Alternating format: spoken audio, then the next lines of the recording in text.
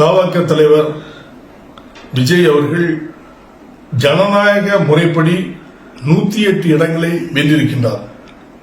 அவரை ஆட்சி அமைக்க கோருவதுதான் கவர்னருடைய மரபு. அரசனுடைய மரபை கூட மாற்றியமைப்பதை தமிழக மக்கள் முன்னேற்ற கழகம் ஒருபோதும் ஏற்றுக்கொள்ளாது.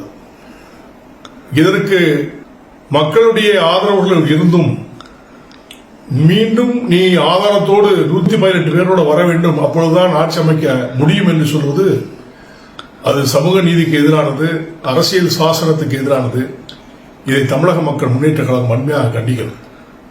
இந்த நிலையை உடனடியாக கவர்னர் கவனத்திற்கு சென்று உடனடியாக மாற்றி உடனடியாக அவரை ஆட்சி அமைக்க அழைக்க வேண்டும் என்று வலியுறுத்தினேன். பெரும்பான்மையை நிரூபிக்க வேண்டிய இடம் சட்டமன்றமே தவிர ஆளுநர் மாளிகை அல்ல என்பதை தெளிவாக தெரிந்து கொள்ள வேண்டும்.